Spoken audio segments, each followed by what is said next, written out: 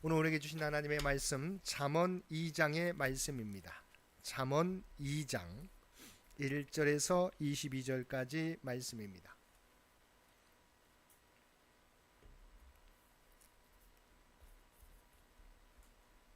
우리 잠언 2장 1절에서 22절까지 우리 한 절씩 교독합니다.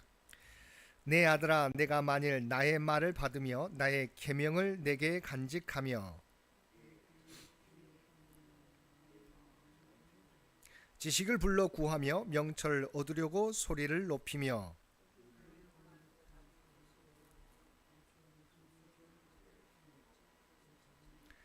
여호와 경외하기를 깨달으며 하나님을 알게 되리니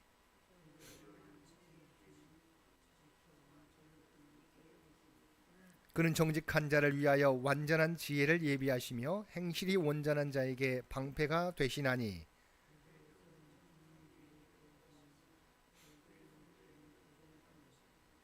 그런즉 내가 공의와 정의와 정직 곧 모든 선한 길을 깨달을 것이라.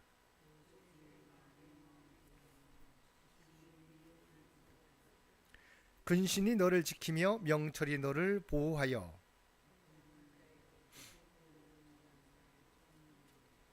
이 무리는 정직한 길을 떠나 어두운 길로 행하며 그 길은 구부러지고 그 행위는 패역하니라.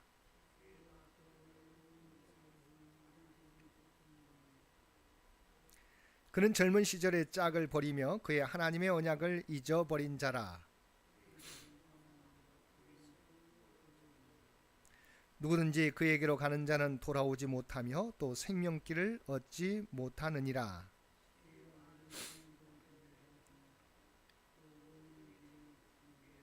대저 정직한 자는 땅에 거하며 완전한 자는 땅에 남아 있으리라.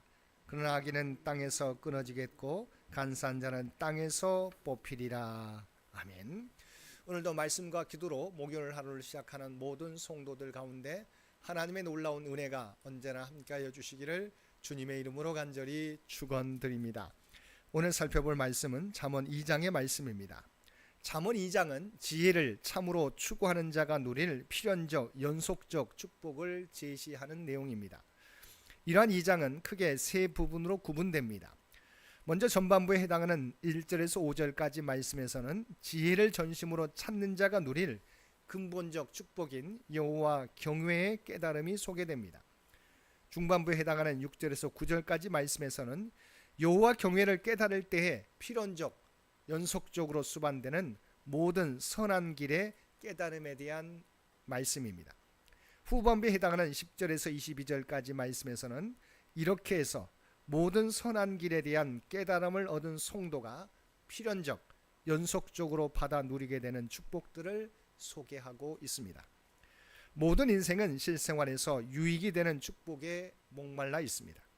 그래서 이러한 복을 받기 위해 사람들은 여러 가지 선한 일을 하기도 하며 기도나 봉사 또한 종교 생활에 열심을 기울이기도 하며 때로는 많은 헌금을 바치기도 합니다. 그러나 축복은 근본적으로 말씀에 대한 자세, 하나님을 대하는 자세를 바르게 유지할 때 자연스레 따라오게 되는 것입니다. 1절을 보면 솔로몬은 내 아들아, 내가 만일 나의 말을 받으며 나의 계명을 내게 간직하며라고 말씀하고 있습니다. 여기서 받으며 해당하는 원문은 탈취하다, 빼앗다, 낚아채다라는 뜻을 지닌 동사로서 누가 먼저 취해 가기 전에 재빨리 취해가는 동작을 나타냅니다. 이에 비하여 간직하며에 해당하는 원문은 저장하다, 비축하다, 감추다라는 뜻을 지닌 동사로서 누구도 훔쳐가거나 발견하지 못하도록 자기만 알고 있는 깊은 장소에 보관하는 것을 나타냅니다. 이러한 1절 말씀은 하나님의 말씀에 대한 성도의 바른 자세와 태도에 대한 교훈을 주는 것입니다. 3절과 4절 말씀도 마찬가지입니다.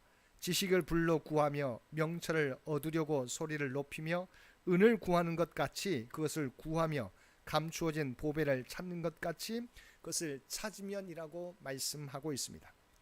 이 말씀은 예수님께서 천국에 대한 비유 중 밭의 보화를 발견한 농부와 귀한 진주를 발견한 상인이 자기 모든 것을 다 팔아 그것들을 사од은 이야기를 연상케 해주는 말씀입니다.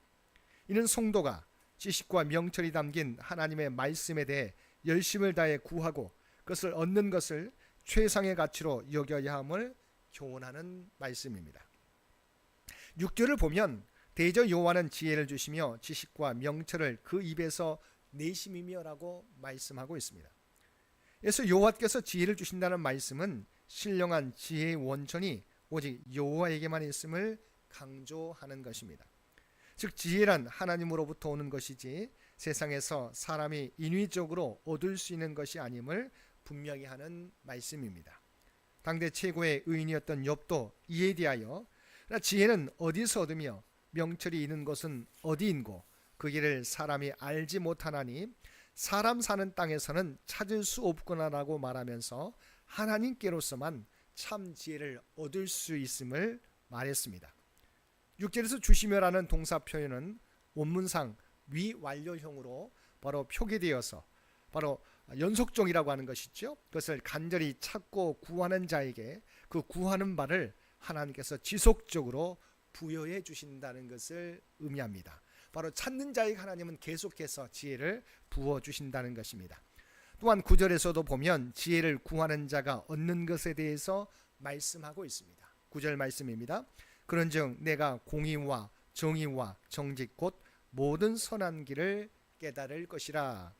즉 지혜의 귀를 기울이고 그것을 구하여 찾으면 공의와 정의와 정직의 길을 깨닫게 될 것이라는 것입니다. 여기서 공의는 바르다, 곧다라는 말에서 파생된 말로서 도덕적 의미의 올바름을 가리키는 말입니다. 또한 정의 혹은 공평은 사회적 관계에 있어서 불평, 부당함이 없는 것을 의미하며 정직은 인간의 내적 면모, 곧 그 사상과 양심에 있어서의 올바르고 성실한 태도를 의미하는 말입니다. 이렇게 볼 때 앞선 5절 이하의 말씀이 하나님과의 관계성 속에서의 참된 이치를 이야기하는 것이라면 9절은 세상에서 실제적으로 선한 삶을 살아가는 세상 이치를 이야기하는 것입니다. 즉 이 세상에서 인간이 살아가면서 당면하는 모든 문제는 하나님과 나와의 온전한 관계가 해결될 때에만 비로소 해결될 수 있는 문제이고 또한 하나님의 신령한 지혜를 소유해야만 풀어낼 수 있는 문제라는 것입니다. 10절과 11절을 보면 지혜를 얻게 되었을 때 일상에서 얻게 되는 복에 대해서 말씀하고 있습니다. 곧 지혜가 내 마음에 들어가며 지식이 내 영혼을 즐겁게 할 것이요 근신이 너를 지키며 명철이 너를 보호하여. 즉 지혜가 내 마음에 들어가게 될 때 우리의 영혼이 즐겁게 되고 근신과 명철로 인하여 위험이 산지한 이 세상에서 지속적인 보호와 안위를 보장받을 수 있게 된다는 것입니다.